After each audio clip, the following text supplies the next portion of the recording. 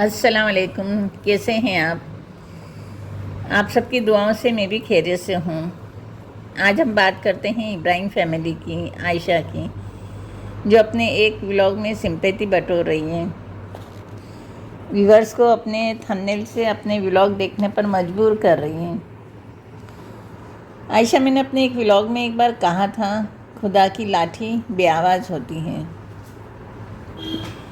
तेरी बेटी, तेरे परिवार, तेरे कैरेक्टर पर बात आई तो तेरी दुनिया हिल गई। वो डायलॉग भी मुंह से डिलीट हो गए कि मैं किसी से नहीं डरती, किसी के सामने झुकती नहीं, मुझे कोई हिला नहीं सकता, वगैरह वगैरह। आज तुझे अचानक माँ का दर्द क्यों महसूस हुआ? मुमताज़ बेन नाजिया शेख की अम्मी, वो क्या माँ नहीं है? नूर और नाजिया माँ नहीं है? तूने तो मुमताज़ बेन के चारों बच्चों को हर व्लॉग में गंदा ही बोला है। उनके दोनों बेटों के अजीब अजीब नाम रखकर यूट्यूब पर इतना उछाला है कि लोगों ने उनके असली नाम से बोलना छोड़ दिया। और ये वो लोग हैं जो तुझे सपोर्ट करते हैं। उन्हें ये समझ नहीं है कि तू गुनाह कर रही है, तो हम उसके भागीदार क्यों बने? आयशा, तेरी एक बेटी के बारे में बोला गया तो तुझे रोना आ गया, मगर मुमताज़ बेन के चारों बच्चों की तुम लोगों ने बॉडी शेमिंग की। उज़्मा यूसुफ को तो गंदा बोला ही, उस नन्हे से बच्चे आज़म को भी नहीं छोड़ा। वो बच्चा क्या जानता है कि कैमरा क्या होता है? अगर नाजिया आज़म को सलाम करना सिखाती तो यह नहीं कहा जा सकता कि वो आज़म को कैमरा फ्रेंडली बना रही है। नाजिया अपना डेली रूटीन दिखाती हैं तो ये उसका एक पार्ट है, उसकी परवरिश करने का तरीका है जो पूरी तरह से इस्लामिक है। वो इस्लाम के दायरे में रहकर अपने बच्चे की परवरिश कर रही है। एक मुसलमान के घर में जब बेटा पैदा होता है तो उसके दाएं कान में अजान दी जाती है और बाएं कान में अकामत। किसी नेक बंदे को उसके नाम का सदका दिया जाता है। 7वें दिन उसकी खतना की जाती है। बच्चा जैसे जैसे बड़ा होता है, इशारे और आवाज़ समझने लगता है तो उसे सलाम करना सिखाया जाता है। तोतली ज़बान से बच्चा जब बोलने लगता है तो उसे पहला कलमा सिखाया जाता है। वक्त गुजरने के साथ सुरमा, तेल, मिसवाक, खुशबू, इन चीज़ों की उसे आदत डाली जाती है। वज़ू करना, कुरान पढ़ना सिखाया जाता है। हदीस की उसे अहमियत बताई जाती है। 7 साल का होने पर उसे नमाज़ पढ़ने का सलीका सिखाया जाता है। फिर 10 साल की उम्र में उसे नमाज की गलतियों पर डांटा भी जाता है। नाजिया ने अपने बच्चे आज़म की परवरिश इस्लाम के दायरे में इसी तरीके से रहकर शुरू की है। आयशा, यह तो 100% सच है कि तूने नाजिया की फैमिली और उसके बच्चों के बारे में भरपूर बुरा बोला है। तुम्हारा कहना है कि ये नाजिया और तुम्हारा मामला है। यहाँ यह मामला राम और श्याम का नहीं है। जब किसी घर, पड़ोसी या कॉलोनी में झगड़ा होता है तो आसपास के लोग या वहाँ मौजूद लोग दोनों पक्षों को समझाने आ जाते हैं। कुछ लोग राम को समझाने लगते हैं और कुछ लोग श्याम को समझाएंगे और शांति बनाने की कोशिश करेंगे। तो इसका ये मतलब नहीं होगा कि जो राम को समझा रहे हैं वो राम के चाटुकार हो गए और उन्हें राम ने खरीद लिया। इसी तरह श्याम का भी है, कोई किसी का चाटुकार नहीं होता है और न ही अमन शांति पसंद लोगों को कोई खरीद सकता है।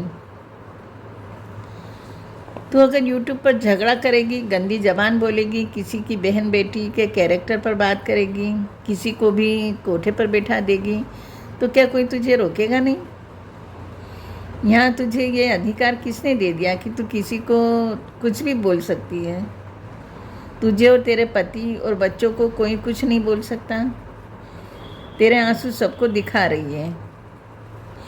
इंसानियत अगर तुझ में होती तो तू मुझे कुछ हो जाएगा या मैं कुछ कर लूँगी तो उसकी जिम्मेदार फला फला होगी बोलने के बदले ये बोलती कि आज मुझे मेरे कर्मों का फल मिल रहा है।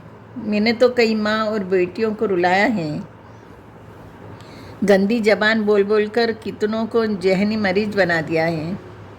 इस पर भी तू अगर यह बोलती कि मैं यूट्यूब पर कमाने आई हूँ अपने बच्चों की खाती, तो तू इस गुमान में मत रहे कि किसी के आंसू से तू अपना महल बना पाएगी। जिस तरीके से तू कमाने की कोशिश कर रही है, ये सब उसी तरीके से निकल भी जाएगा, वक्त से पहले और किस्मत से ज़्यादा कभी किसी को नहीं मिला है। एक बार खुदा पर भरोसा रखकर सही रास्ते पर चलने की कोशिश तो कर। जिस ज़बान से अस्तगफार पढ़ा जाता है, उस ज़बान से पाक अल्फाज बोलने की कोशिश तो कर। खुदा अपने बंदे को भूखा उठाता ज़रूर है, पर कभी भूखा सुलाता नहीं है। उसकी रिज़्क़ का इंतज़ाम हो ही जाता है। आयशा, तू केस से, पुलिस से, सबसे बेखौफ है, क्योंकि तूने शुरू से ये सब देखा है। भाग कर आई, शादी की, पकड़ी गई, तेरे बाप ने पुलिस कंप्लेंट कराई, पुलिस तुझे पकड़ कर वापस ले गई।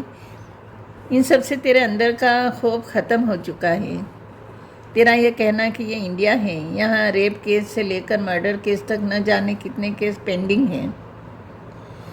कहाँ से टेबल के नीचे से देने से केस रफा दफा होता है। क्या रिएक्शन चैनल ऐसे होते हैं? तूने तो प्रशासनिक अधिकारी, नेता, प्रधानमंत्री, पुलिस, कानून सबको अपनी हसद और जलन की आग में स्वाहा कर दिया। अरे कम से कम अपने देश और देश के कानून की तो धज्जियां मत उड़ा। महामीर और तूने मिलकर रिएक्शन चैनल का मकसद ही बदल दिया है। रिएक्शन चैनल बनाकर तुम लोग नाजिया, स्ट्रीट फूड जायका और अफरोज किचन पर राज करना चाहती थी। किसी पर रिएक्शन देने का मतलब ये तो नहीं कि तुम लोग उनकी पर्सनल ज़िंदगी पर हावी हो जाओ। वो लोग तुम्हारे इशारों पर नाचे। तुम लोग अपने चैनल पर बैठकर उन्हें इंस्ट्रक्शन दो कि उन्हें कैसे रहना चाहिए, कैसे खाना चाहिए, बच्चों को कैसे पालना चाहिए, कैसे पहनना चाहिए, कौन सा रंग पहनना चाहिए, कैसे उठना, कैसे बैठना। मेरा मतलब है कि इन लोगों को खुदा ने नहीं, तुम लोगों ने इन्हें बनाया है रोबोट जैसा तुम कहोगी वैसा ये लोग करेंगे, जैसा तुम्हें पसंद है वैसा ये लोग करेंगे। ये तुम लोग के रिएक्शन चैनल का मकसद है। मगर इन लोगों ने अपना चैनल बनाया है डेली व्लॉग बनाने के लिए, अपनी डेली रूटीन दिखाने के लिए, अपने फूड चैनल पर रेसिपी दिखाने के लिए। जिस मकसद से इन्होंने अपने चैनल बनाए हैं, उस मकसद में इन्होंने पूरी ईमानदारी दिखाई, तो खुदा ने इन्हें कामयाबी भी अता फरमाई। माँ और आयशा, तुम दोनों इन लोगों की खाल खींचने तक की हद पर पहुँच गई हो, इसलिए तुम दोनों गीबत के अलावा कुछ भी नहीं कर पाई हो, और उसका अजर सामने नज़र आ रहा है। यूट्यूब पर कई मर्द हजरात भी हैं जो रिएक्शन चैनल बना रहे हैं, मगर वो तुम दोनों औरतों जैसे गंदी जबान बोलकर रिएक्शन नहीं दे रहे हैं। तुम दोनों ने यह तो साबित कर ही दिया है कि औरत ही औरत की दुश्मन होती है। आयशा, तू तो महामीर से अपनी दोस्ती तक संभाल नहीं पाई।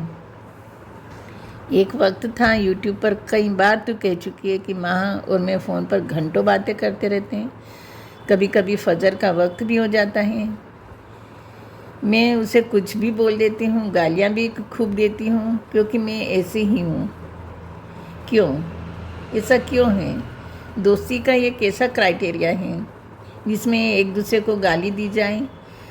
आयशा अपनी दो बहनों के बारे में भी यही कहती है कि मैं उन्हें बुढ़ी, बुज़ुर्ग और न जाने क्या क्या कह देती हूँ। इसी से तो साबित होता है कि जब तू अपने दोस्त, अपने बड़ों को गालियाँ दे सकती हैं, उन बुज़ुर्ग का लिहाज नहीं कर सकती, तो तू दूसरे व्लॉगर्स को बेइज्जत करना या किसी भी उम्र के हों उन्हें जलील करना, मर्दों को बोलने में कोई शर्म है या नहीं, क्योंकि तू ऐसी ही है। ये तो अपने मुंह से कह रही है। इसलिए जैसे शरीर में खून बहता है, हार्ट अपना काम करता है, लंग्स सांस लेने का काम करते हैं, वैसे ही तेरे अंदर एक गंदगी है जो सांस के साथ या शब्दों के साथ बाहर निकलती है। ऐसी भी औरतें होती हैं जिनकी ज़बान पर सरस्वती विराजती हैं, कलमा तैयब होता है। आयशा, तू अपने यारों की यार वाले व्लॉग में दोस्ती को कोस रही है, पछता रही है, दोस्ती करके तुझे दोस्ती पर घिन आ रही है, वैसे ही जैसे किसी गंदी चीज़ को देखकर आती हैं। और अगले ही व्लॉग में माह को सांत्वना दे रही हैं, उसके चैनल की हिफाजत कर रही है, माह को कानूनी दांवपेच सिखा रही है, रिश्वत देने के तरीके बता रही है। ये सब क्या है? शायद इसी को थाली का बैंगन कहते हैं, शायद पैसों में बिकना भी इसी को कहते हैं, और चाटुगिरी भी ऐसे ही की जाती है। हाँ, और एक दूसरे की चाटना भी इसी को कहते हैं। कितना गिरोगे तुम लोग? शायद पाताल की गहराई भी कम पड़ जाएगी तुम लोगों को गिरने के लिए। मंजिल चाहे कितनी भी ऊंची क्यों ना हो, उसके रास्ते हमेशा पैरों के नीचे से ही जाते हैं। इसी सुविचार के साथ इस व्लॉग का एंड करती हूँ। मिलते हैं अगले व्लॉग में एक नए टॉपिक के साथ। खुदा हाफिज़।